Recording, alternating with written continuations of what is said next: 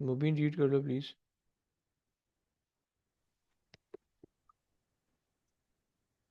Define the Coulomb. अच्छा, coulomb basically आपके पास charge का यूनिट होता था, अगर आप याद करो, राइट। सो कूलम के अंदर हम चार्ज की डेफिनेशन लिख देते हैं, right. Current times time, okay. So sir आपकी आवाज़ बहुत हल्की आ रही। मेरी आवाज़ बहुत हल्की आ रही है। अब सही है।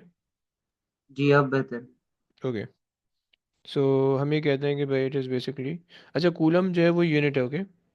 कूलम यूनिट है, सो यूनिट को तुम कहते हो कि फिर हम ये नहीं लिख सकते, it's the unit of charge. Unit, देखो वो डिफाइन करने का बोल रहा है ना, वो ये थोड़ी बता रहा है कि मतलब क्या क्वांटिटी है या क्या चीज़ है, राइट। मतलब current, it's a unit of charge के बजाय आप उसको डिफाइन करोगे in term of ampere and second, right. So coulomb is a ampere second, okay, right. चलो आगे आ जाओ, आगे रीड कर लो। A resistor X is connected to a cell as shown in figure 6.1. The resistor is a wire of cross-sectional area A and length L. The current in the wire is I. Show that the average drift speed V carri- of the charge carriers in X is given by the equation B is equals to I over NAE, where E is the charge on where E is the charge on a charge carrier and N is the number of charge carriers per unit volume in it. Okay, अच्छा जी, चलो कर लेते हैं। देखो आपको ये पता होगा कि भाई टोटल चार्ज कितना फ्लो कर रहा होगा इसके अंदर। टोटल चार्ज आपके पास आ जाएगा Q is equals to NaLe, right. या एल क्यू, क्यू क्या हम क्यू कह रहे थे, यहाँ पे इन्होंने ई दिया हुआ है, राइट। इसमें तो कोई मसला नहीं है। अच्छा, अब हम यहाँ से जो है ना वो क्यू को आई के अंदर अगर हम रिप्लेस कर ले, सही है। यहाँ पे कहीं पे रेजिस्टेंस का इन्होंने कोई फैक्टर इंट्रोड्यूस करवाया हुआ है, तो अगर हम जो है, और NaQVD नहीं होता है? देखो वो होता है I is equals to NaQV, और डी स्मॉल होता है, राइट, ड्रिफ्ट वेलोसिटी के लिए, ओके। लेकिन ये जो करंट की इक्वेशन है, चार्ज की इक्वेशन ये होती है, राइट। अगर आप चार्ज निकाल लो कहीं पे भी, टोटल चार्ज निकाल, देखो यहाँ पे टोटल करंट जो गुजर रहा होगा इस पूरे कंडक्टर के अंदर, जो टोटल करंट होगा उसके लिए ये इक्वेशन है, और जो टोटल चार्ज होगा उसके लिए ये इक्वेशन है, ओके। क्या ये बात समझ में आती है? जी। परफेक्ट। अच्छा जी, सो अब तुम्हारे पास जो है, ये हमारे पास आ गई उसकी क्या बोलते हैं, ये हमारे पास आ गई करंट चार्ज की इक्वेशन, राइट। अच्छा, अब यहाँ से हमें इसको करंट बनाना है, करंट के लिए तुम Q equals to I T कर सकते हो, राइट। सो हमने जो है ना दोनों साइड पे जब डिवाइड किया, सो हमारे पास आ जाएगा यानी हम इसको भी जो है ना डिवाइड बाई टी करें, सही, और यहाँ पे भी डिवाइड बाई टी करें, सही। ये पूरी चीज़ बन जाएगी आई, राइट। और ये पूरी चीज़ आपके पास आ जाती है ड्रिफ्ट वेलोसिटी, राइट।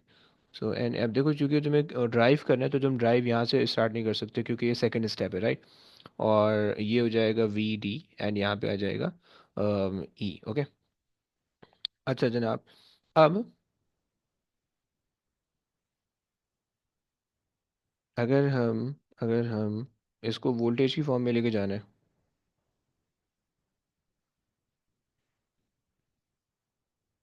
वोल्टेज की फॉर्म में कैसे लेके जाए? अच्छा सॉरी, वोल्टेज नहीं है, वी है, ये सही, वी को सब्जेक्ट बना देते हैं। सो आई को ले आओ, आई ओवर NA, और E इज इक्वल्स टू, अच्छा VD भी नहीं लेते, वी ले लेते हैं, ओके। क्या ये बात क्लियर हो गई है? यस, क्या ये बात क्लियर है? सर ये समझ नहीं आया कुछ। क्या चीज़, क्या चीज़? ये क्वेश्चन समझ नहीं आया। देखो वो तुमसे कह रहा है कि इस इक्वेशन को ड्राइव कर दो, ओके। अगर तुम इस इक्वेशन को रीअरेंज करोगे, ये basically I equals to NaQV बन रहा है, ऐसे ही। ये दिख रहा है, क्वेश्चन समझ में आ रहा है? सही है, कुछ तो बोल यार जी। जल्दी। सही है। तो अब ये तुम्हारे पास जो है ना, ये तुम्हारे पास क्वेश्चन है, इसकी डेरिवेशन हमने की थी, राइट। इसकी डेरिवेशन के लिए सबसे पहला स्टेप आपने ये करना है कि भाई आप टोटल चार्ज की इक्वेशन लिखोगे, सही है। आप टोटल चार्ज की इक्वेशन लिख दोगे, सही है। तो Q इक्वल्स टू NaLe, ये आपके पास टोटल चार्ज की इक्वेशन है, ओके। जो कि इस कंडक्टर के अंदर से फ्लो होगा, राइट। कहीं पे भी किसी भी कंडक्टर के अंदर से जब टोटल चार्ज फ्लो होगा उसकी ये इक्वेशन है, सही हो गया। सो ये पहली चीज़ आ गई। अब इस चार्ज को आपने इसके अंदर कन्वर्ट करना है, इसमें कन्वर्ट करना है, राइट। आपको पता है, आपको फार्मूला पता है कि Q is equals to I T होता है, राइट। सही है। अगर हमें आई बनाना है तो बेसिकली Q को हमें डिवाइड बाय टाइम करना होगा, राइट। यानी यहाँ पे भी हमें डिवाइड बाय टाइम करना होगा, यहाँ पे भी डिवाइड बाय टाइम करना होगा, समझ रहे हो, क्योंकि अलहदा से हम नहीं कर सकते हैं। मुबीन समझ रहे हैं? मुबीन मुबीन मुबीन। जी सर। ओके। सही है। तो जब हमने डिवाइड बाय टाइम किया तो ये पूरी चीज़ तो बन गई करंट, सही है, ये आ गया करंट। ओके। यहाँ पे हमारे पास and a distance upon time, हमारे पास स्पीड होता है। ओके। डिस्टेंस अपॉन टाइम को हमने चेंज कर दिया स्पीड से। ओके। एंड बाकी चीज़ें ऐसे ही रही, राइट। और फिर स्पीड को हमने सब्जेक्ट बना ली, समझ गया। जी सर। ओके। बोलो, सर क्या बोलो। एक बार फिर से एक्सप्लेन कर दे, एक बार फिर से एक्सप्लेन कर दो। क्या चीज़, क्या चीज़, क्या कर रहे थे?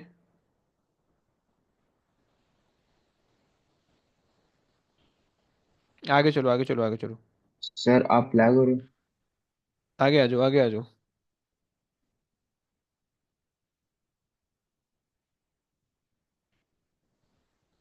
आगे रीड कर लो please. A 12-volt battery with negligible internal resistance is connected to two resistors Y and Z, as shown in figure 6.2. Okay. The resistors are made from wires of the same material. The wire of Y has a diameter D and length L. The wire of Z has diameter 2D and length 2L. Determine the ratio average drift speed of the charge carriers in Y over average drift speed of charge carriers in Z. Okay. अब देखो, तुमसे equation derive करवाई है average drift speed की, right. तो तुमने basically यही काम करना है, सही है। I over N A Q V, N A Q, right, divided by I over N A Q, right. अब हमें सबसे पहले, और यहाँ पे आ गई वी ऑफ वाई एंड यहाँ पे आ गई वी ऑफ जेड। ओके। अब यहाँ पे हमें बस ये फिगर आउट करना है। देखो मुबीन, वाई और जेड दोनों सीरीज के अंदर लगे हुए, करंट क्या होगा? सेम होगा या डिफरेंट होगा? क्विक। Same unit. सेम होगा। चलो, कैंसिल हो गया करंट। ओके। अच्छा जनाब, इन्होंने कहा कि सेम मटेरियल है तो N भी सेम होगा हाँ ना। जी, परफेक्ट हो गया, एन सेम हो गया, क्यू और क्यू ये भी सेम हो गया, राइट। सो बेसिकली हमारे पास जो है वो सिंप्लीफिकेशन के सर बाद सिर्फ, Q चार्ज था ना। हाँ जी, हाँ जी, हाँ जी, क्यू या ई ओके। चार्ज था, right. So one over and one over, ये वाई का था, ये जो है ना वो जेड का था, राइट। रेसिप्रोकल करोगे तो क्या बन जाएगा? A Z over A Y is equals to V Z, V Y over V Z. क्या ये बात समझ में आई? मैंने सिर्फ रेसिप्रोकल किया, कुछ भी नहीं किया अभी। ओके। अच्छा जी, आ जाओ, अब वैल्यूज पुट इन कर लो। अच्छा जी, यहाँ पे आपके पास जो है वो डायमीटर इस्तेमाल हो जाएगा 2D का, सही है। So wire Y has a diameter, so pi D square over 4, ये डायमीटर हो गया वायर वाई का। ओके। एंड जेड के लिए जो है तुमने क्या कर लिया, पाई और 2D डिवाइड बाई 2 करोगे, 2D डिवाइडेड बाई 2 और होल स्क्वायर, राइट। 2 से 2 वैसे कैंसिल हो जाएगा, सही है। और सर तुम्हारे नीचे पास भी डिवाइड बाय 2 नहीं करेंगे? 2 किया था ना, वो स्क्वायर होके 4 हुआ, ओके सर ठीक। सही हो गया। अच्छा जनाब, पाई से पाई कैंसिल हो जाएगा, डी स्क्वायर से डी स्क्वायर कैंसिल हो जाएगा, सही है। तो 1/4 बच रहा है, सही हो गया। सो 4 बन जाएगा सिर्फ, राइट। ओके। जी सर। क्या ये बात समझिए? ओके। परफेक्ट, आगे आओ, आगे चलो। So that resistance of Y over resistance of Z is equals to 2. Okay. Formula क्या था? R is equals to rho L over A, यही था, जी। सही है। अच्छा जनाब, उसने कहा है कि भाई सेम मटेरियल से बनाया हुआ है आपने, सही हो गया। सो सेम मटेरियल का क्या मतलब हुआ? क्या चीज़ सेम होगी? रो सेम हो रेजिस्टेंस। जाएगा। परफेक्ट, परफेक्ट, सही हो गया, रो सेम हो गया, एल ओवर ए आपके पास आ रहा है, सही है। अच्छा, यहाँ पे तुम्हारे पास आ रहा है ये आर ऑफ वाई है, सही है, ये आर ऑफ जेड है। ओके। सो ये वाई, ये वाई, ओके, ये जेड और ये जेड। ओके। अच्छा जी, रेसिप्रोकल करोगे तो क्या बन जाएगा तुम्हारे पास? L Y over A Y multiply by A Z over L Z is equals to R Y over R Z, right. मैं देखो अभी पहले एक्सपेंड नहीं कर रहा हूँ, मैं पहले सिर्फ वैल्यूज रख के चेक कर रहा हूँ। देखो एरिया तुम कहाँ से लाओगे, तुम एरिया का रेशो निकाल चुके हो, ओके। तुमने अभी क्या निकाला था, तुमने अभी ड्रिफ्ट वेलोसिटी और एरिया का जो रेशो था वो तुमने निकाला था, राइट। बेसिकली अगर तुम याद करो तो तुम्हारे पास यहाँ पे क्या था, अगर तुम याद करो तो यहाँ पे तुम्हारे पास था ए Z over A Y, right. So A Z over A Y basically four आ रहा है, ये तो तुम ड्रिफ्ट वेलोसिटी को फोर कह दो, ये ए जेड ओवर ए वाई को तुम फोर कह दो, ऐसे ही था। तो अगर हम इसके बजाय फोर रख लें, सही है, या वैसे चलो अगर हम डायमीटर दिया हुआ डायमीटर से ही काम कर ले, नहीं रखे फोर आसानी के लिए उसको फिर। सर ये होगा ना 4 LY ओवर LZ। हम्म, wait, आप कह रहे हो, अबे भाई नीचे आ जाना यार। अच्छा जी, सो अब एल वाई में आपके पास आ रही है, जेड की लेंथ टू है, सही है, और जेड का डायमीटर भी टू है, सही है। सो एल जेड की लेंथ टू आपको दी हुई है, टू एल, और एल यहाँ पे वाई की ये आ गई, सही है। और ए इसका आ जाएगा यानी पाई डी स्क्वायर ओवर फोर, और यहाँ पे आप कह रहे हो कि पाई डी स्क्वायर जस्ट, ओके, सही हो गया। सो पाई से पाई कैंसिल, डी स्क्वायर से डी स्क्वायर कैंसिल, एल से एल कैंसिल हो गया, टू वन ज़ा टू, टू टू ज़ा फोर, और वन ओवर टू आ रहा है तो रेसिप्रोकल करोगे तो टू हो जाए, यानी वन ओवर टू, तो रेसिप्रोकल करोगे सो ये हो जाएगा टू। क्या ये बात समझ में आई है मुबीन, क्या ये बात समझ रहा है मुबीन? जी सर। ओके, आगे आओ। सर अगस्त टू कैसे है? ब्रो मेरे पास ये बच रहा था, वन वन ओवर टू बच रहा था, सही है। जब आप इसको रेसिप्रोकल करोगे तो ये टू बन जाएगा, राइट। मतलब अगर आप कैलकुलेटर में इस तरह से लिखो वन और फिर ब्रैकेट वन ओवर टू, तो फिर आपका टू आंसर आएगा, ओके, समझ रहे भाई? जी। चलो, ओके, आगे आओ, अगला रीड कर ले भाई please. Determine the potential difference across Y। Across Y, okay, क्या करोगे, कैसे करोगे, कोई ये आइडिया? रेजिस्टेंस अगर हो तो हम्म, करंट सेम रहती है ना। करंट सेम, रेजिस्टेंस कहाँ से लाओगे? वो जो अभी वो हमने ऊपर कैलकुलेट दिए की है। क्वेश्चन में। दी थोड़ी है, वो दे देगा तो क्वेश्चन हलवा हो जाएगा, ये यहाँ से करना है ना, ये जो तुमने निकाला है R Y is equal to R Z, right.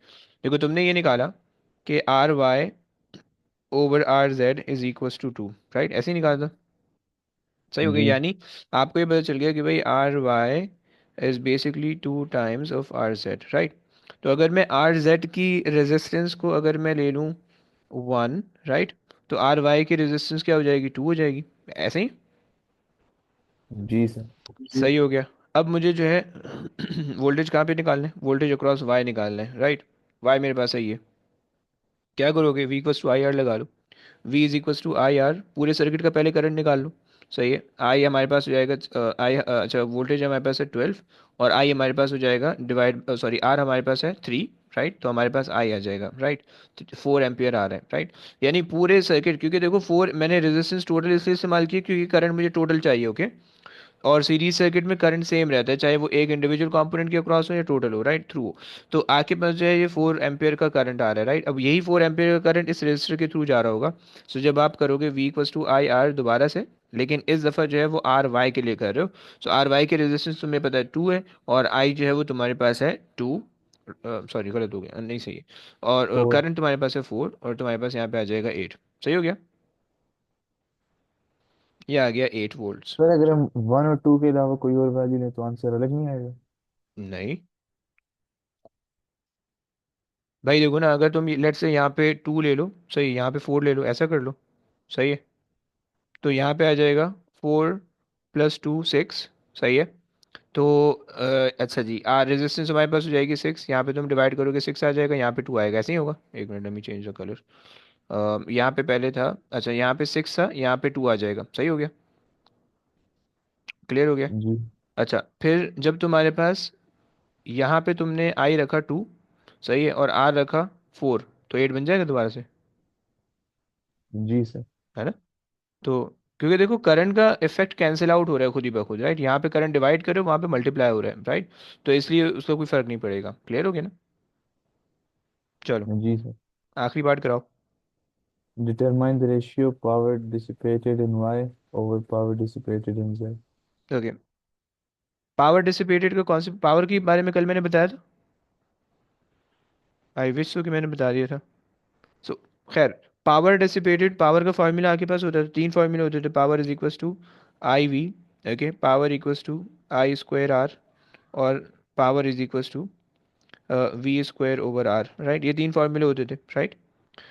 इन तीनों में से रूल तो ये है कि भाई इन तीनों में से आप किसी को कहीं पे भी लगा लो तो आपके पास काम हो जाएगा, राइट, प्रोवाइडेड कि क्या क्वांटिटीज दी हुई है, राइट, और आप करेक्ट वर्किंग कर रहे हो। लेकिन मैं बच्चों को रट्टा लगवा देता हूँ, मैं बच्चों को ये कहता हूँ कि भाई सीरीज सर्किट के लिए ये वाला यूज़ कर लेना, सही है।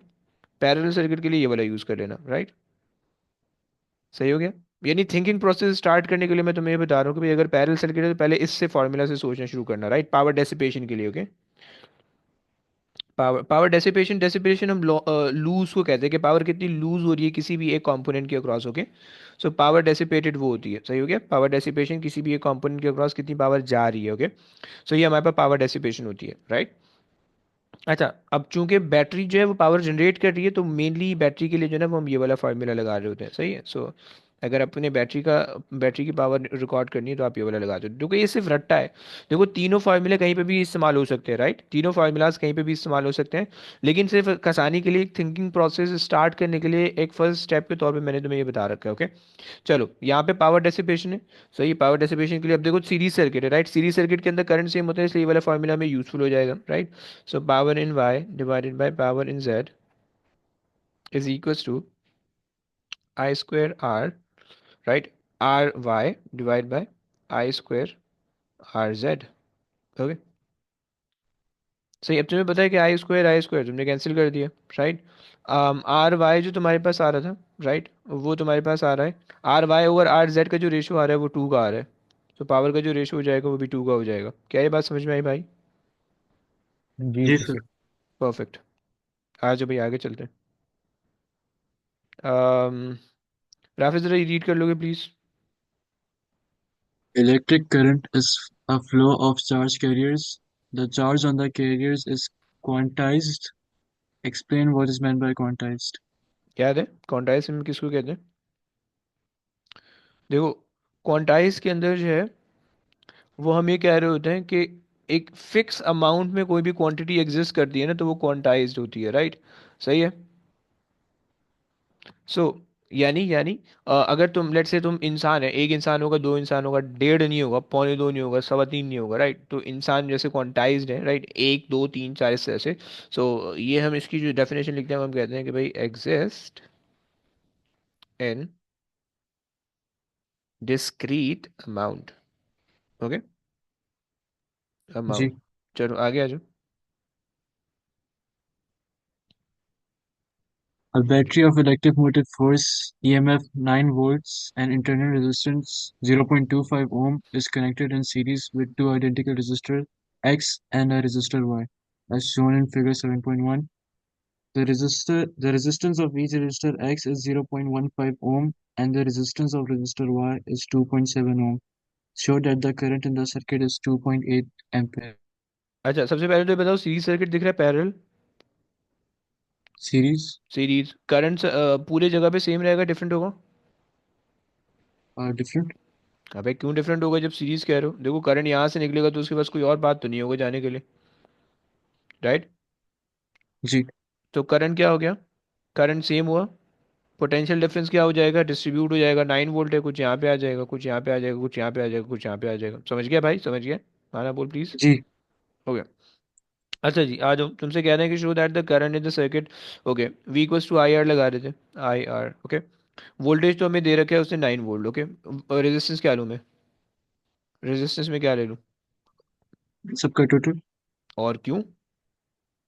क्योंकि सीरीज तो उससे क्या फ़र्क पड़ेगा? चलो okay, fine fine fine. Series के अंदर करंट जो भी जनरेट होगा वो सबके टोटल के इफेक्ट की वजह से जनरेट होता है, ओके फाइन। सो तुम्हारे पास आ रहा है 0.25, 0.25 प्लस 0.15। अच्छा, टाइम टू करेंगे तो ये 0.3 हो जाएगा, राइट, 0.3। मैंने इन दोनों को ऐड कर दिया डायरेक्ट।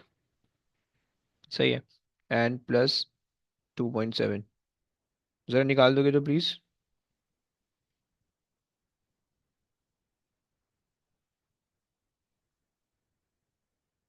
3.25। ओए 3 पॉइंट कैसा आ रहा है, इतना आना नहीं चाहिए। मतलब उसका बता था सर रेजिस्टर। वो ऊपर भी लेना अच्छा है, ऊपर। अच्छा, गलत हुआ कुछ, अच्छा अरे अरे अरे, 0.25 रह नहीं लिया हो तो यार। 2.76 आ रहा है इसके बाद, हाँ। सही है, 2.76, ओके। चलो तो आई आ गया आपके पास 2.8, फाइन, बेहतरीन हो गया, आगे आजा भाई।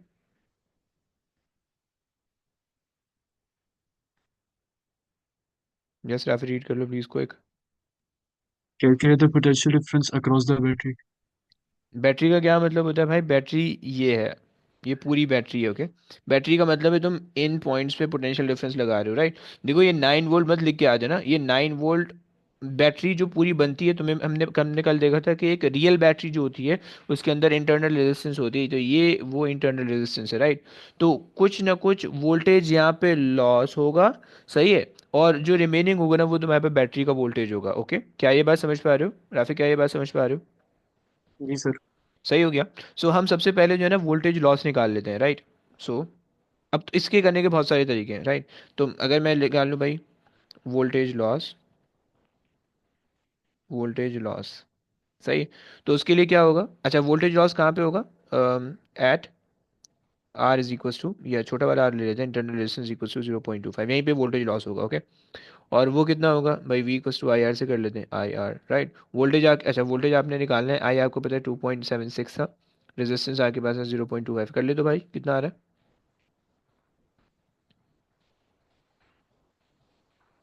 सर 0.69। है, 0.69। सर जी ये सर। आर की वैल्यू दी हुई है उन्होंने 0.25 में। हाँ जी ना, ये दे रखी है 0.25। Okay sir. सही हो गया, 0.69 आ रहा है ना, जी। 0.69, ओके फाइन। अच्छा जनाब, तो इसका मतलब है कि इस 25 ओम्स के क्रॉस 0.69 तो ड्रॉप हो गया, बाकी कितना बचा होगा remaining. 8.31। 8.31। 9 minus 0.6. Perfect perfect perfect भाई। सो तुमने किया कि भाई 9 - 0.69, ओके। तो 8.3 बच रहा होगा ऐसे ही, एट पॉइंट जी थ्री सर। वन होगा, 8.3, सही। अच्छा एक अप्रोच तो ये थी, दूसरी अप्रोच क्या हो सकती है कि भाई तुम ये कर लो कि तुम उसको नहीं यूज़ करो, तुम इनको यूज़ कर लो, राइट। तुम बोलोगे भाई V equals to I R हम लगा दें, डायरेक्ट काम हो जाएगा, माइनस माइनस करने का चक्कर ही नहीं रहेगा, राइट। हमें पता है कि भाई करंट सर्किट के अंदर है 2.76 का, राइट। इन तीनों के रेजिस्टेंस को ऐड करके मल्टीप्लाई कर दो, राइट। सो 0.3 प्लस मैंने दोनों को ऐड कर दिया प्लस 2.7, राइट। ये आ गई रेजिस्टेंस, राइट। वोल्टेज निकालो कितना आ रहा है, 8.28 आ रहा है। 8.28 आ रहा है, अप्रॉक्सीमेटली 8.3 है, सही है, समझ में आ रहा है, दोनों कॉन्सेप्ट समझ में आ रहे हैं, जी सही है। सर। देखो तुम्हें मेथड आनी चाहिए, कमाल की बात ये है कि आंसर सेम लाना है तुम्हें, ओके। चलो आगे आओ, आगे चलो भाई, क्या नाम है Rafe. Each resistor X connected in the circuit in B is made from a wire with a cross-sectional area of 2.5 millimeter square. The number of free electrons per unit volume in the wire is 8.5 into 10 to the power 29 meter cube. पर metre cube, Calculate the average drift speed of the electrons in X. Okay. ये N दे रखा है आपको, okay. क्या formula use करोगे, I equals to N A Q V, right. So I तुम्हारे पास कितना है, आई कितना होगा भाई, इन्होंने कहा register x, okay. Register x के लिए हमने अभी काम किया था, रजिस्टर एक्स के लिए भी हमने काम किया था, और उसके लिए हमने पूरे सर्किट के अंदर जो करंट निकालता है 2.8 निकालता है, राइट। और हमें पता है सीरीज सर्किट के अंदर करंट सेम होता है, तो एक्स के अंदर 2.8 का करंट फ्लो कर रहा होगा, राइट। सो हमने ले लिया भाई 2.8, 2.8, राइट। एंड तुमने क्या करना है, तुम्हें ड्रिफ्ट स्पीड निकालनी है, बाकी सब चीज़ें डिवाइड कर दो, राइट। एन की वैल्यू उसने दे रखी है 8.5 एक्सपोनेंट, 8.5 एक्सपोनेंट 29, ओके। उसने एरिया की वैल्यू दे रखी है, देखो मिलीमीटर स्क्वायर है, तुम्हें पता है कि भाई, तुम्हें पता है कि भाई तुम्हारे पास 1 मिलीमीटर स्क्वायर को अगर मीटर स्क्वायर में कन्वर्ट करना है तो 1 एक्सपोनेंट -6 लगाते हो, राइट। और अगर तुम्हारे पास 1 सेंटीमीटर स्क्वायर को तुम्हें उसके अंदर कन्वर्ट करना है 1 मीटर स्क्वायर के अंदर, तो 1 एक्सपोनेंट -4 लगाते हो, राइट। ये मीटर स्क्वायर हो गया, मीटर स्क्वायर हो गया, ओके। तो यहाँ पे कन्वर्जन फैक्टर आ जाएगा 2.5 इंटू 1 एक्सपोनेंट -6 का कन्वर्जन फैक्टर आ गया। ओके, क्यू क्यू तुम्हें पता है, क्यू इज बेसिकली 1.6। अच्छा देखो, ये क्रॉस सेक्शनल एरिया है, इसलिए मैं पाई डी स्क्वायर ओवर 4 नहीं कर रहा हूँ। Okay, so 1.6 exponent -19। Okay, and तुम्हारे पास जो है ना ये आ गया v। ओके भाई, निकाल दो कितना बनता 8.2 exponent -6. है। Okay, 8.2 exponent -6, 8.2 exponent -6। फाइन, आगे चलिए please. The two resistors X are replaced by two resistors Z made of the same material and length but with half the diameter. Describe and explain the difference between the average drift speed in Z and that in X. Okay भाई देखो, उसने कहा same material से बना रखा है। Okay, and same length है, right.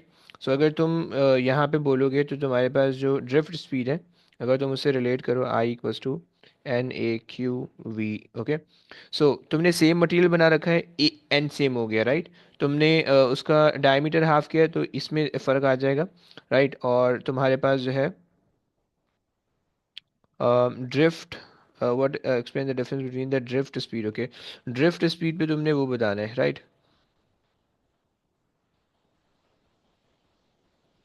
अच्छा जनाब, चलो इसको फिर जो है ना, इसने लेंथ को हमें चेंज कर रखा है। सो लेंथ के लिए हम ये वाला फार्मूला लगा देते हैं, ρl/a। देखो दो फार्मूले एक साथ लग रहे हैं। ओके, ओके, अच्छा अब देखो उसने हाफ द डायमीटर है। ओके, हाफ द डायमीटर का क्या मतलब है भाई, पाई d/4 राइट। एक तो d/2, डायमीटर को डिवाइड बाई 2 किया तो वो रेडियस बना, और एक दोबारा से डिवाइड बाई 2 किया क्योंकि वो हाफ द डायमीटर कह रहा है, राइट। तो इस वजह से सही हो गया। सो अब तुम्हारे पास जो है, अगर हम उसको ना भी करें तो बेसिकली वो 4 का फैक्टर आ रहा होगा जो कि हमारे पास आ रहा होगा, राइट। मैं बल्कि करके दिखा देता हूँ। सो पहले वाला, ये दूसरा वाला केस है, पहला वाला केस जो है वो हमारे पास होगा ρl/π d²/4, राइट। सो नीचे एक 4 है, एक 16 है, जब तुम डिवाइड करोगे तो हमारे पास 4 बच जाएगा, राइट। सो बेसिकली क्या हो रहा है, जब आप सेम मटेरियल है लेकिन डायमीटर हाफ कर रहे हो, तो जब डायमीटर हाफ करोगे तो रेजिस्टेंस आपकी बढ़ जाएगी, राइट। रेजिस्टेंस 4 टाइम इंक्रीज हो जाएगी। जब रेजिस्टेंस 4 टाइम इंक्रीज होगी तो आपके पास करंट 4 टाइम डिक्रीज हो जाएगा, राइट। क्या ये बात समझ में आ रही है?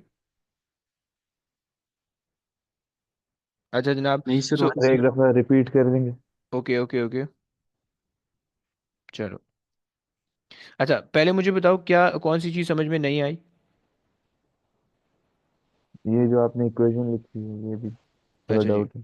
ओके ओके, देखो सीन ये है कि आपको उसने दो केसेस दिए हुए हैं, सही है। सबसे पहले तुम मुझे ये बताओ कि उसने तुमसे कहा है कि भाई रेजिस्टेंस एक्स को तुमने रिप्लेस किया by the two resistor Z. Okay, made of the same material, right. अब सेम मटेरियल है तो इसका रो भी सेम हो जाएगा रेजिस्टिविटी वाला, और एन भी सेम हो जाएगा जो नंबर डेंसिटी होता है, right. And same length, right, same length है तो इसका मतलब है कि आपके पास सिर्फ और सिर्फ डायमीटर आप चेंज करो तो उसकी वजह से चीज़ें चेंज हो रही हैं। ओके, सही हो गया, क्या ये बात समझ में आती है? जी अच्छा, सर। अगर तो आप डायमीटर को कम करो, अगर आप सिर्फ ये वाला फॉर्मूला देखो कि ρl/a, राइट। सो अगर आप डायमीटर कम कर रहे हो तो रेजिस्टेंस बढ़नी चाहिए, पहला सेंस बन रहा है, सही है। जी सर।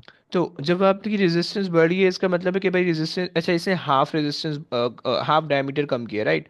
तो रेजिस्टेंस कितनी होनी चाहिए कि भाई, अगर आप फॉर्मूले में रखो पाई d/4 हो जाएगा बेसिकली, या पाई d/2 आ जाएगा ये, सही है। एंड आपने एक और 2 करना होता है, multiply by 1/2, right. Pi D ये तो हमने रेडियस के लिए कर लिया, और 1/2 हमने किसके लिए कर लिया, 1/2 हमने कर लिया कि भाई इसने हाफ किया हुआ है, राइट। जब तुम इसको स्क्वायर करोगे ये बेसिकली बन जाएगा r = ρl/पाई, अच्छा d/2 को मैं ऐसे ही रहने दे रहा हूँ, और 1/4। ओके, क्या ये बात समझ में आई? जी। सही हो गया। अब आपको दिख रहा है कि भाई ये 4 टाइम्स जो है ना, वो आपने डायमीटर या एरिया 4 टाइम कम कर दिया, तो रेजिस्टेंस जो है वो 4 टाइम बढ़ जानी चाहिए। पहले ये बात बताओ, समझ में आ गई?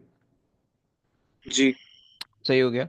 एरिया 4 टाइम आपने बढ़ा दिया, राइट। जब आपने एरिया 4 टाइम बढ़ा दिया तो आपके पास जो है वैसे तो अगर हम देखें, लेंथ आपने सेम रखी हुई है, एरिया आपने बढ़ा दिया है, तो आपके पास जो करंट होना चाहिए वो करंट रेजिस्टेंस जब आपने बढ़ाई है तो करंट कम हो जाएगा, राइट? क्योंकि रेजिस्टेंस ज़्यादा होती है करंट कम फ्लो करता है, रेजिस्टेंस कम होती है करंट ज़्यादा फ्लो करता है, राइट? सो आपके पास रेजिस्टेंस बढ़ गई है तो करंट कम फ्लो कर रहा है, राइट? अच्छा जनाब, जब आपके पास जो है वो करंट कम फ्लो कर रहा है तो उसकी वजह से जो है आपके पास ड्रिफ्ट वेलोसिटी क्या होनी चाहिए? Sir increase. इंक्रीज क्यों होनी चाहिए? क्यू आई से डिवाइड हो रहा क्यू आई, देखो ना, वो I formula is I equals to equals to N M A A C V D है तो वी। डायरेक्टली प्रोपोर्शनल नहीं। अच्छा जी चलो, अब बेसिकली हम ये कह रहे हैं कि भाई रेजिस्टेंस टू 4 टाइम बढ़ रही है, राइट? यहाँ पे अगर आप देखो तो आपके पास एरिया आप कम कर रहे हो, राइट? और कितना कम कर रहे हो? 4 टाइम कम कर रहे हो, राइट? जहाँ पे भी एरिया कम हो रहा है 4 टाइम कम हो रहा है, राइट? तो यहाँ पे आपने एरिया को रिड्यूस किया 4 टाइम, राइट? और करंट भी यहाँ पे रिड्यूस हो गया 4 टाइम, राइट? तो अगर आप जो है इस पूरे फैक्टर को ले लो, सही है, इधर तो आपके पास ये पूरा फैक्टर जो है वो रिड्यूस हो रहा है, सही हो गया? तो उसकी वजह से आपके पास जो ड्रिफ्ट वेलोसिटी होनी चाहिए वो भी रिड्यूस होनी चाहिए, राइट? सही हो गया? क्या ये बात समझ में आई? क्योंकि डायरेक्टली प्रोपोर्शनल आ रहा है इस वजह से मैं कह रहा हूँ। देखो करंट रेजिस्टेंस बढ़ रही है लेकिन करंट कम हो रहा है सर्किट में, ओके? या चलो एक काम है। करते हैं, एक काम और कर लेते हैं, अगर मैं, चलो एक काम और करते हैं, अगर मैं इसको इससे रिलेट करूँ, आई के बजाय जो है ना, आई के बजाय मैं इसको रिप्लेस करके वी ओवर आर कर दूँ, सही है? सो चलो अगर मैं आर को इंक्रीज़ कर रहा हूँ 4 टाइम, राइट? सो मेरे पास जो है ना ये डिक्रीज़ हो जाना चाहिए, सही है? 4 टाइम्स, सही है? जी हाफ द सर। डायमीटर, सही हो गया। और और हम कुछ कर सकते हैं और कुछ कह सकते हैं, यहाँ पे भी चलो अगर एरिया यहाँ पे आ रहा है तो सही है, यहाँ पे अगर हम एरिया को ले लें, so if we are decreasing the area, नहीं बस सही है, बस हम ये कह देते हैं भाई वेलोसिटी डिक्रीज हो जाएगी, सही है? सो wait,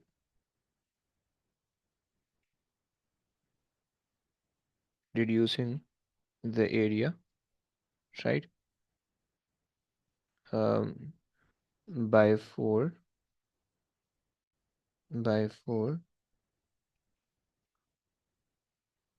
increases the resistance by 4, right? दूसरी ये बात हो गई। और जब वो उसने इंक्रीज रेजिस्टेंस को 4 से टाइम्स इंक्रीज हो गया, so the current goes down, okay, and the drift velocity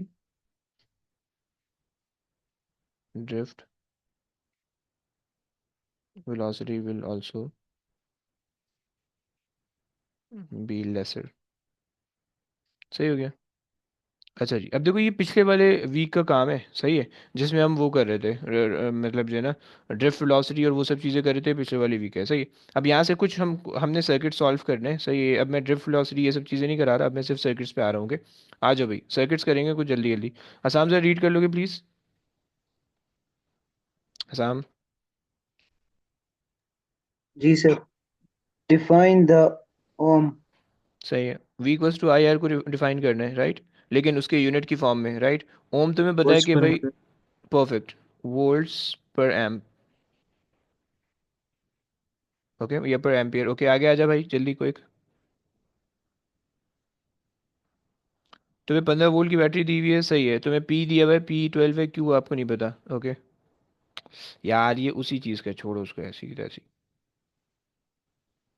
okay, ये रीड कर लो। डिफाइन इलेक्ट्रिक पोटेंशियल डिफरेंस हम्म, ईडी। क्या कहोगे? It is the work done over voltage charge. Across the components. है, देखो इसको इस तरह से लिखते हैं, वो मैंने देखो, work done, work done from, इसकी डेफिनेशन लिख लो please, from electrical energy to other form per of the circuit. unit charge, right. और ये आप कहोगे through through the component, okay. समझ रहे भाई? जी सर। Through the component. चलिए आगे आ जाइए please. A battery of EMF 14 volts and negligible internal resistance is connected to a resistor network as shown in figure 6.1. R1 and R2 are fixed resistors of resistances 6 ohm and 12 ohm respectively. R3 is a variable resistor. The switch S is closed. Calculate the current in the battery when the resistance of R3 is set at 0. अच्छा जी, एक बात बताओ, आपने S close कर दिए, right? इसका मतलब ये सर्किट फॉर्म होंगे, राइट? आपने आर थ्री ज़ीरो कर दिए, सही हो गया। अच्छा जी, अब आप मुझे ये बता सकते हो कि भाई ये सर्किट क्या है, सीरीज है, पैरेलल है, या सीरीज पैरेलल दोनों का कॉम्बिनेशन है? दोनों कॉम्बिनेशन। सही है, ये बेसिकली आपस में पैरेलल है और इसके साथ सीरीज है, क्या ये बात दिख रही है आपको? जी। जी सर। Fine fine fine. अच्छा जी, अब आ जाओ। उसने कहा कि रेजिस्टेंस जीरो है, करंट यहाँ से चलेगा, स्ट्रेट यहाँ तक आ जाएगा, राइट? हसन सुन रहे हैं ना? जी जी सर सुन। करंट यहाँ तक आ जाएगा, ये जंक्शन है। इस जंक्शन के बाद करंट किस तरह से जाएगा, बता सकते हो? जीरो है। जीरो वाले पे, और ऊपर? Sir ji sir R three zero वाले पे जाएगा साहब। जीरो। और ऊपर ऊपर ऊपर? ऊपर से नहीं जाएगा क्यों? ऊपर से नहीं क्योंकि जाएगा। इसमें ज्यादा। ओके, देखो रूल याद रखना, रूल हमें पता होना चाहिए। In parallel current always flow through the least resistive path, okay, resistive patch. सही हो गया, ये बात तुम्हें पता होनी चाहिए। अच्छा जनाब, जब तुम ऊपर से नहीं जा रहा तो बेसिकली सर्किट सिंपलीफाई होके ये बन गया, राइट? ये तुम्हारे पास आ गया, यहाँ पे तुम्हारे पास कंपोनेंट था, वो तुम्हारे पास कंपोनेंट बेसिकली कुछ भी नहीं होगा, मतलब क्योंकि जीरो रेजिस्टेंस है, राइट? अच्छा जी, अब बताओगे कि बैटरी के अंदर करंट कितना होगा साहब? बस सिर्फ ये एक रेजिस्टर लगा हुआ है सिक्स का, और ये लगा हुआ है 14 का, राइट, वोल्ट। क्या करोगे? तो V सब, is equals to I R, okay, फिर 14 14 divide over by 6। Six, perfect. Sir R2 भी कंसिडर नहीं होगा? नहीं बचे, कुछ भी नहीं जाएगा वहां से, करंट कुछ फ्लो ही नहीं होगा वहां से, ओके। अगर तो किसी भी एक पाथ की जीरो हो जाए रेजिस्टेंस, पैरेलल के अंदर अगर किसी भी एक पाथ की ना रेजिस्टेंस जीरो हो जाती है, तो करंट सारा का सारा वहीं से चले जाता है, दूसरे पाथ से जाता ही नहीं है, okay. This is the rule, याद रख लो अपने पास, ओके। अच्छा तो मतलब सर फिर हम्म। एक टाइप ऑफ सीरीज ही बन गया है कि जो R1 में हाँ से जी जा रहा है हाँ वो भी जी, आगे सेम से हाँ जाए। जी हाँ जी, वो आर आर थ्री में से भी जा रहे हैं, ओके, परफेक्ट है। चलो आगे आ जाओ, कितना आ रहा है? 14 डिवाइडेड बाई सिक्स बता दो भाई। 12 दूने, 6 दूने, और ये आ जाएगा 2.5। 2.3। 3, 30 ना? 30 डिवाइड बाई, तुम भी क्या तुक्का लगा रहे हो? जी मैं भी मेंटल अबे है। छोड़ो फिर, आ जाओ, मेरा तुक्का बेहतरीन है बे। अच्छा ओके, आप लेवल। अरे अरे अरे, बस बस। अच्छा जी, 24, तुमने सेट कर लिया 24 पे, राइट? सर 2.33 है उसमें। आए, हाँ ये सर बाद देखा। बाद बाद में बता देना भाई, मतलब ऐसा। अच्छा, सर ये लेक्चर ना YouTube पे अपलोड करना प्लीज। अरे यार मेरी बेइज्जती हो जाएगी। अच्छा वो 15 से बनता है यार, 15 से बनता 2.5, ओके ओके, माय बाय, चलो कोई बात नहीं यार। कभी कभार ऐसा होता है ना कि केले का छिलका आया था तो बंदा फिसल जाता है। कानों से गलतियां हो जाती हैं, कुछ नहीं। अरे, अच्छा चलो चलो कोई बात नहीं, ओके फाइन। 24, ओके 24। अच्छा, स्विच क्लोज है, राइट, और 24, अब देखो ये पैरेलल के तौर पे काम कर रहा है, ओके। ये वाला पार्ट पैरेलल है, ओके। अब क्या करेंगे भाई? देखो ये मैं यहाँ पे सर्किट बना लेता हूँ, ऊपर जाना नहीं पड़ेगा।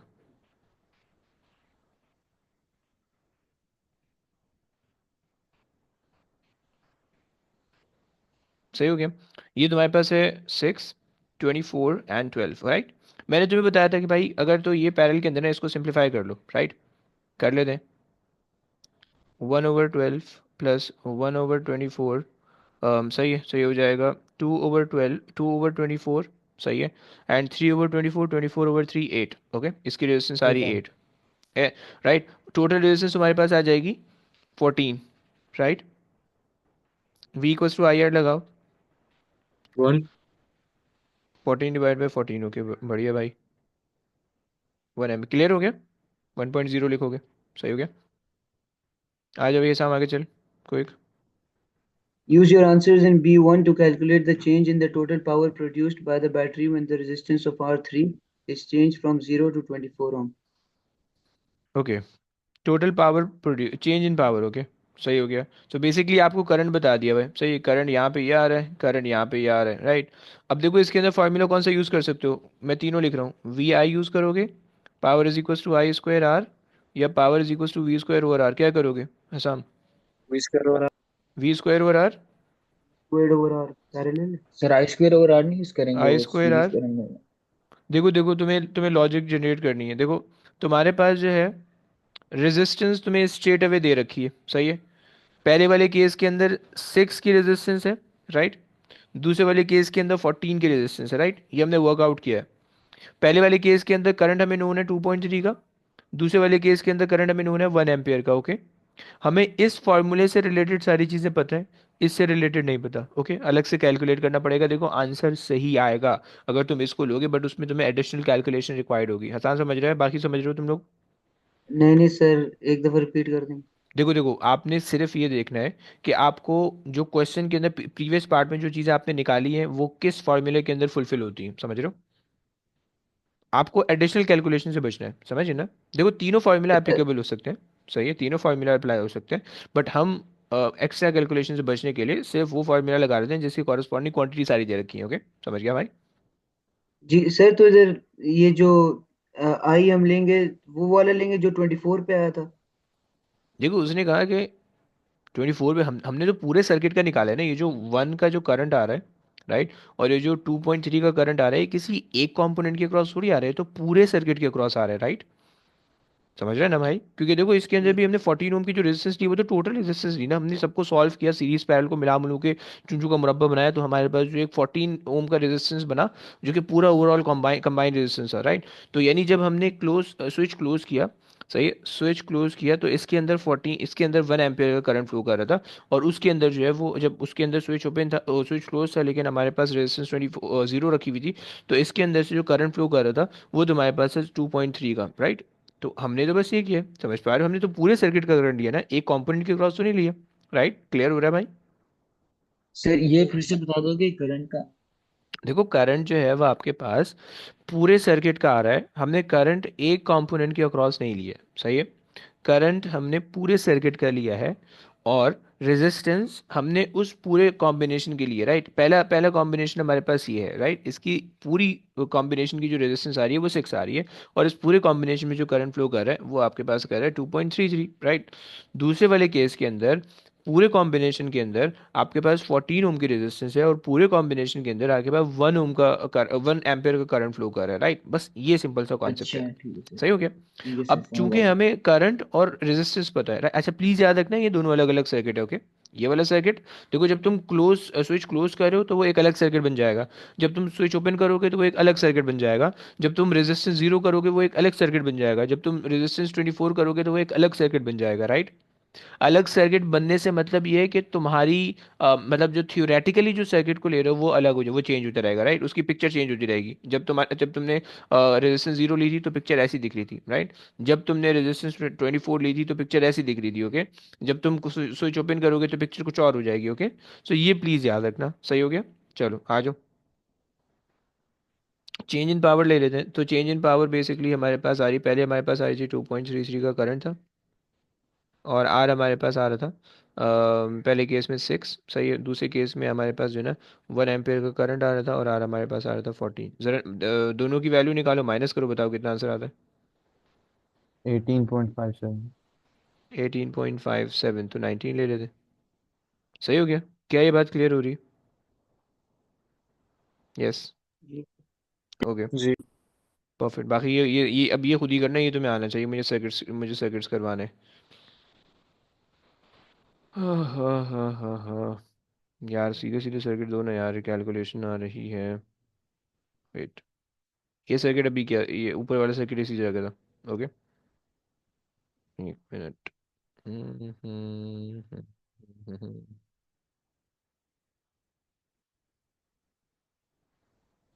ये 2017 के कुछ क्वेश्चन है, वो बड़े मजे के हैं। 17 तो गुजर गया, आए 18 के हैं क्या? ये कर लेते हैं। हाँ छोड़, ये कर।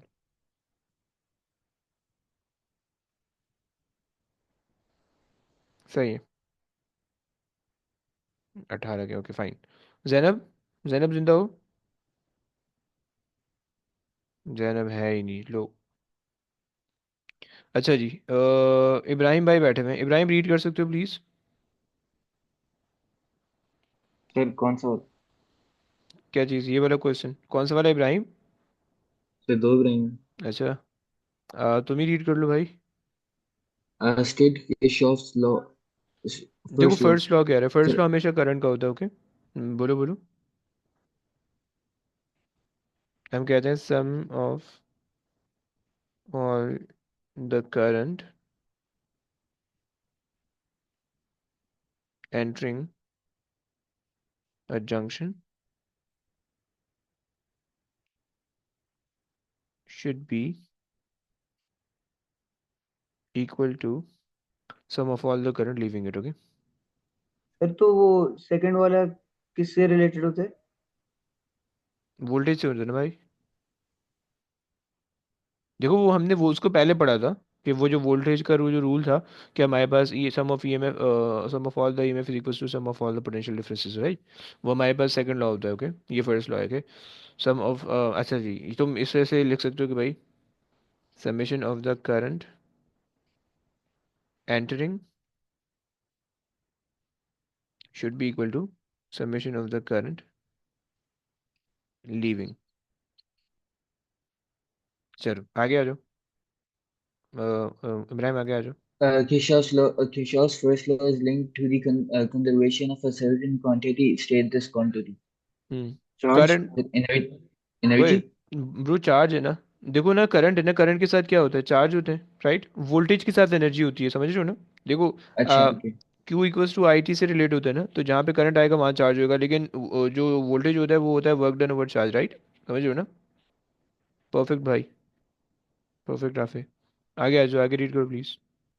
A battery of electromotive force EMF 8 voltage and internal resistance to is connected to a resistor X and a Y as shown in figure 6.1. The resistance of X is 15 ohms. The resistance of Y is RY. The current in the battery is 2.5 amperes. Calculate the thermal energy dispatched in the battery in a time of 5 minutes. Okay, क्या करेंगे भाई? Thermal energy dissipated. Okay भाई,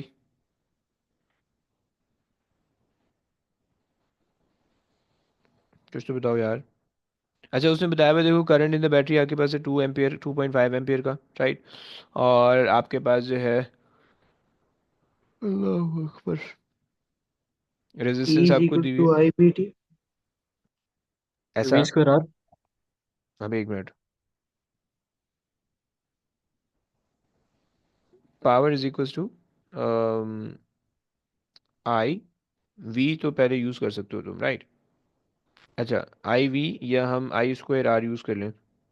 x is 15 है, सही। Resistance of Y is R Y. The current in the battery, current in the battery 2.5 है, right? Thermal dissipated in the battery. Okay fine, in the battery use कर लेते हैं।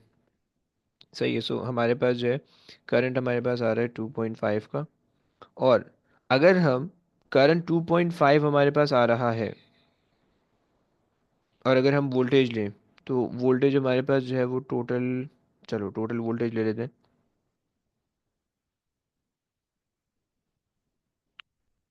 सही है जनाब, हमारे पास बन जाएगा 8 आ जाएगा। सही है। सो अच्छा जी, और मल्टीप्लाई पे अब देखो ये पावर निकली है, सही। पावर बेसिकली क्या होती है, एनर्जी अपॉन टाइम होती है, तो टाइम से यहाँ मल्टीप्लाई कर दो। 5 × 60 करो, कितना बनता है?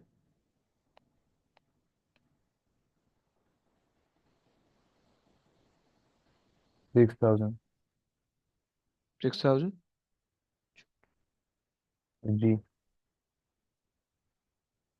लेकिन वेट, अच्छा जी,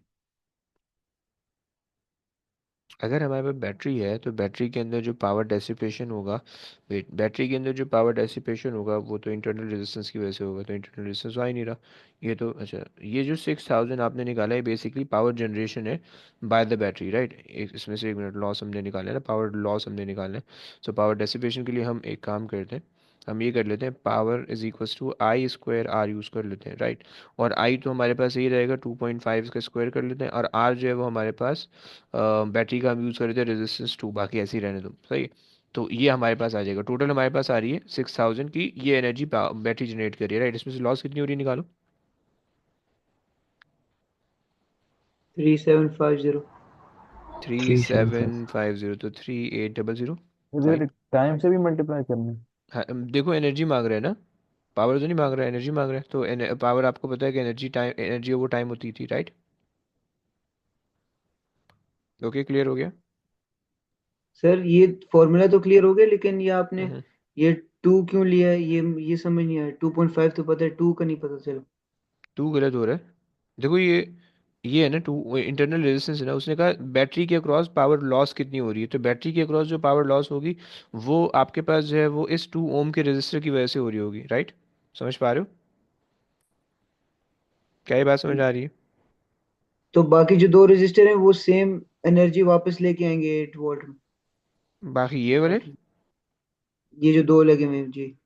इन पे पूरा 8 वोल्ट थोड़ी होगा भाई, देखो ना, ये बेसिकली यहाँ पे कुछ वोल्टेज ड्रॉप होगा 8 में से, राइट। लेट से मैं कह देता हूँ 1 वोल्ट ड्रॉप हो रहा है, लेट से, राइट। सो 8 में से 1 वोल्ट यहाँ ड्रॉप होगा तो 7 वोल्ट यहाँ जा रहा होगा, राइट। यहाँ पे 7 वोल्ट आ रहा होगा, इधर यहाँ पे भी 7 वोल्ट आ रहा होगा, समझो। जी जी सर। सही हो गया, बस ये कहानी है, ओके, क्लियर हो गया। Yes sir. आगे आओ, इब्राहिम आगे रीड करो।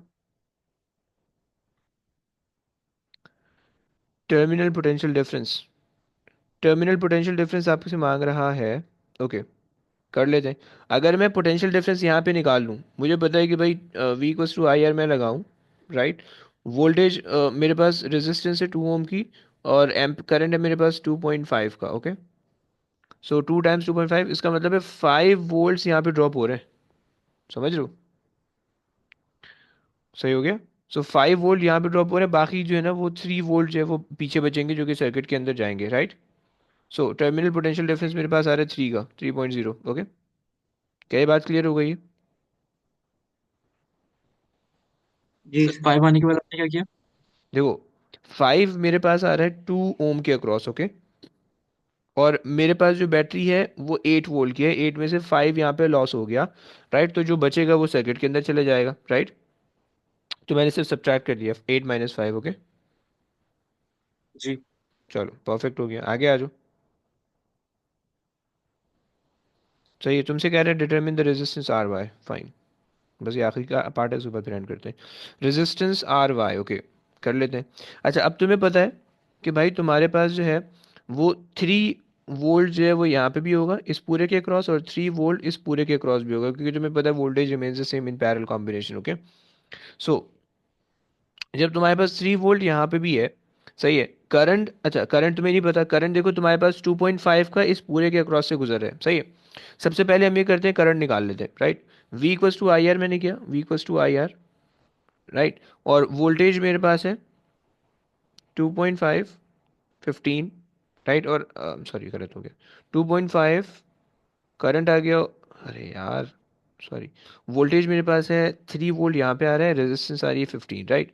सो मेरे पास यहाँ से आ जाएगा करंट, करंट कितना आ रहा है भाई, 3 × 1 = 3 × 5 = 1/5, 0.2, राइट। अच्छा, इसका मतलब ये हुआ कि बेसिकली इस लूप के अंदर से 0.2 का करंट जा रहा है, राइट, 0.2 का करंट जा रहा है, राइट। तो रिमेनिंग करंट यहाँ से आ रहा होगा, राइट, जो कि होगा तुम्हारे पास 0.3 का। तो जब वो दोनों ऐड होंगे तो तुम्हारे पास 2.5 बन जाएगा, राइट, क्योंकि तुम्हें पता है कि किरचॉफ लॉ कहता है करंट एंटरिंग का junction should be equal to current leaving it. तो करंट लीविंग इट तुम्हारे पास 2.5 है, करंट एंटरिंग एक जगह से तुमने निकाल लिया 0.2, दूसरी जगह तुम्हारे पास 2.3 होना चाहिए, राइट। क्या ये बात समझ में आई, जी जी। सर। आ गई है।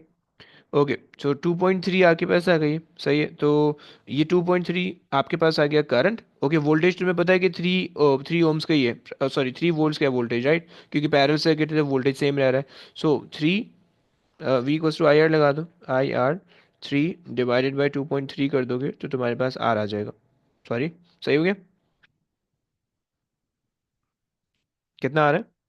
1.3। 1.3। 1.3। चलो, बस करते हैं। सही हो गया। अब देखो इसकी वर्कशीट हो गई है, ये तकरीबन तुमसे सारा हो जाएगा, सही है। इसको करते बैठो, सही, एक एक क्वेश्चन, ये दो दो क्वेश्चन करते रहो, सही है। और मैंने वेज वगैरह के फॉर्मूले भी लिखे हैं, तुम लोग को चाहिए तो बताना, मैं वो भी भेज दूंगा। सही है, तुम उसकी भी तैयारी करते रहो अच्छी, सही है। और यहाँ पे इसके एक एक दो दो क्वेश्चन या तीन तीन क्वेश्चन बस करते रहो, सही है। एक दिन में 2 क्वेश्चन कर लो इसके, तो ये भी आराम से हो जाएगा, बस ये याद रखाना है तुम्हें, सही है। और फिर उसके बाद जो है वो, अब हमने एक क्लास और करनी है। मंडे वाली क्लास में हमने इसके कंपोनेंट डिस्कस करने, ट्यूसडे वाली क्लास में इसके एमसीक्यूज देखने हैं, फिर ये खत्म हो जाएगा चैप्टर, सही है। तो ये होगा, तो आपने सही। वर्कशीट डाली है? क्या चीज़? ये वर्कशीट आपने अपलोड की है? मैं करने लगा हूँ, मैं ये वर्कशीट भेज रहा हूँ, सही है। इसके क्वेश्चन अटेम्प्ट करो, एक एक दो दो क्वेश्चन करते रहो, तीन तीन क्वेश्चन करते रहो अपनी अवेलेबिलिटी के हिसाब से, लेकिन रोजाना करो, ओके। प्लीज़ छोड़ना मत यार, वरना जो है ना फिर ये टॉपिक भूल जाएगा, थोड़ा मुश्किल टॉपिक है, ओके। अच्छा चलो, सर, अगर इसकी मार्किंग स्कीम है वो भी भेज देंगे आप? जी भाई, दोनों है, मैं बिल्कुल भेज देता हूँ। Okay sir. सही है, अल्लाह हाफिज़। चलो, ओके गाइस, टेक केयर, अल्लाह अल्लाह हाफिज़। हाफिज़। हाफिज़। अल्लाह हाफिज़। हाफिज़।